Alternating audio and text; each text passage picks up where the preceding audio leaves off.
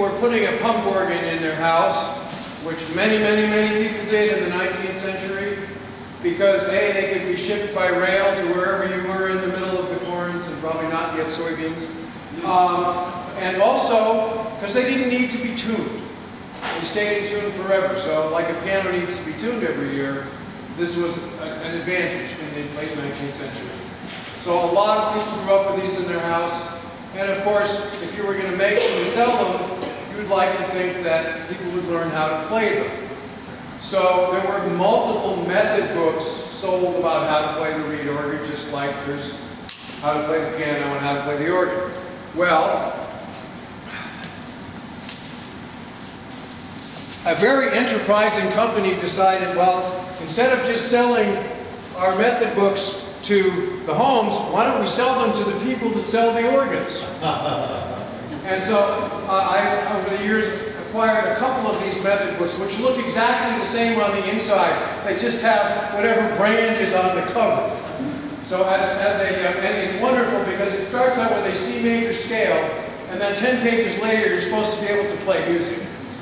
So there's no shortcuts in learning to play the piano, but I thought it was wonderful that they would be willing to try to market it anyway. I'm going to play a little voluntary from this book.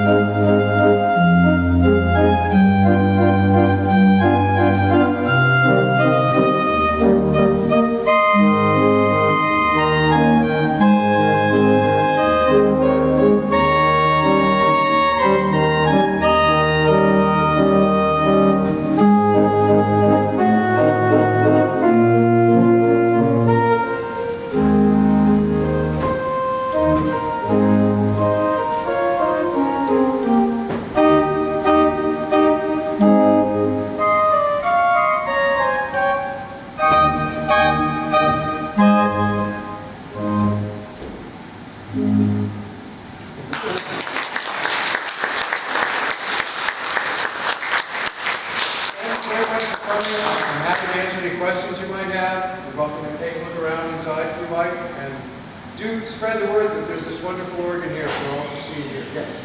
The gold pipes in front are not speakers. They are. Every one of them makes sound. Oh, they do? Yeah. And originally they were decorated. If you can see, this is the patterns that they would have had. This is a page from the catalog.